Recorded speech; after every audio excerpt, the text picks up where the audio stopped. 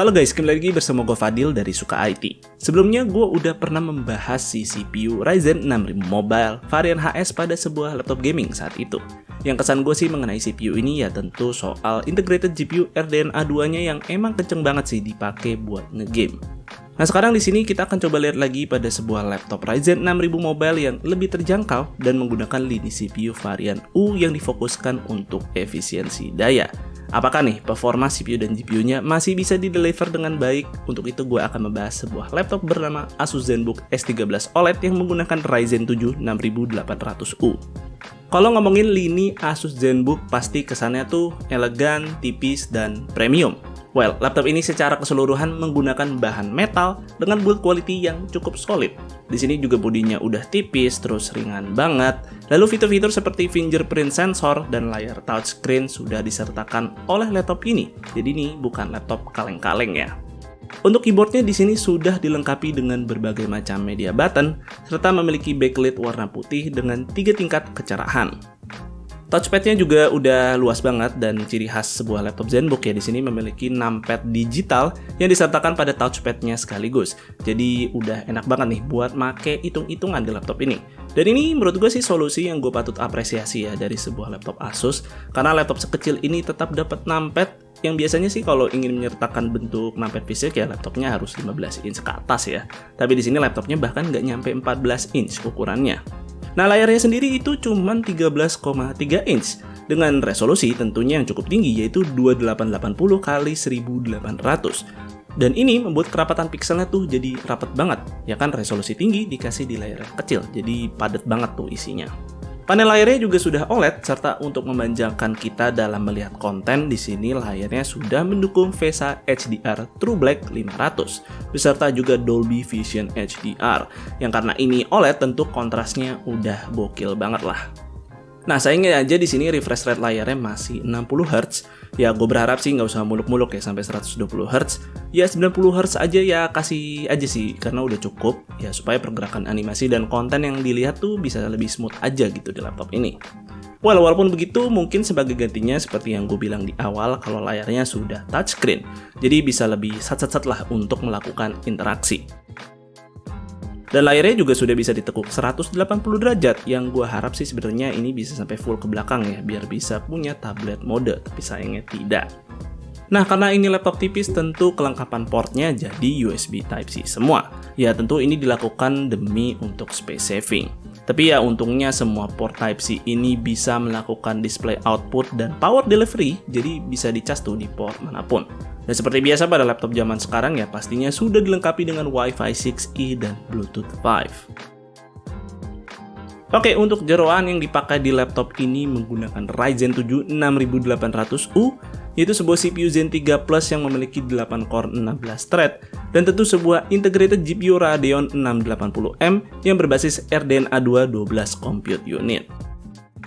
Untuk menemani CPU yang digunakan, laptop ini dibekali RAM 16GB LPDDR5 yang sudah dual channel. Yang sayangnya sih jenis RAM LPDDR itu tidak bisa di-upgrade ya karena sudah tertanam pada motherboard laptopnya. Untuk storage di sini sudah mendukung NVMe Gen 4x4 1TB dengan speed yang beneran NVMe Gen 4 juga. Oke, sekarang kita ke pengujian performa laptop ini dimulai dari Cinebench R15 terlebih dahulu. Yang kalau dilihat sih sepertinya gapnya lumayan ya dibandingkan si 6800HS yang memiliki power limit jauh lebih besar. Tapi setidaknya untuk 6800U pada laptop ini ya memiliki performa multi-core yang udah jauh lebih baik sih dari 5800U pada laptop pendahulunya.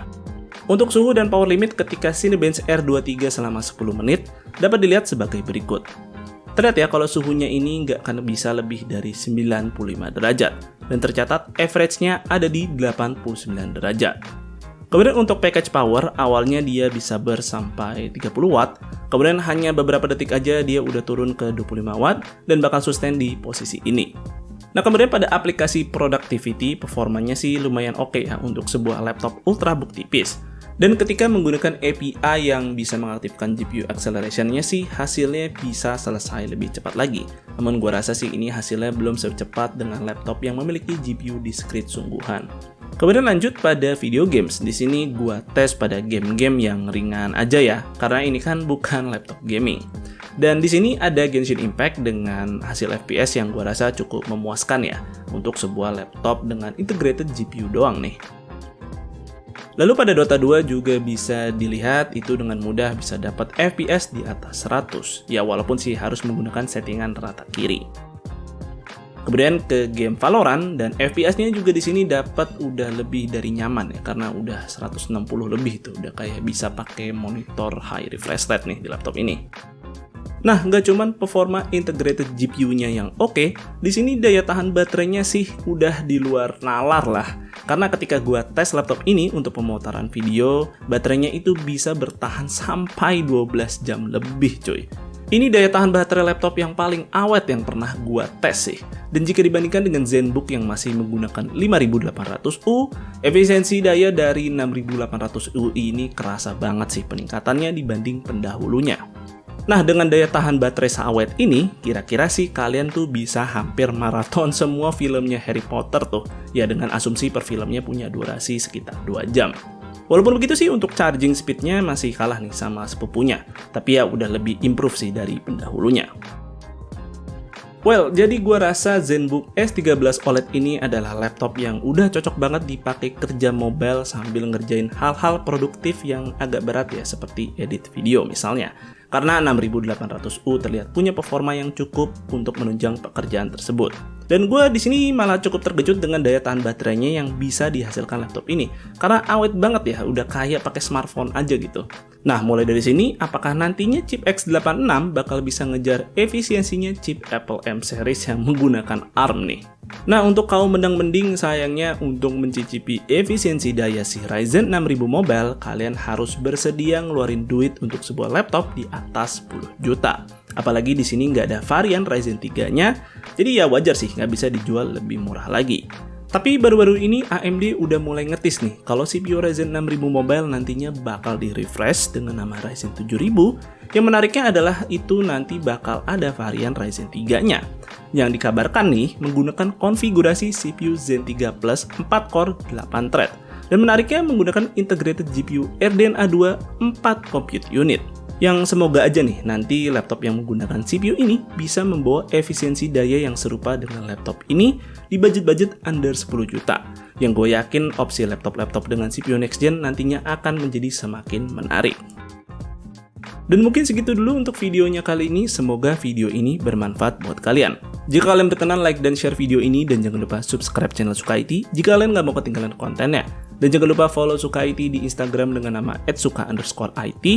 Gue Fadil dari Suka IT pamit undur diri, see you on the next video.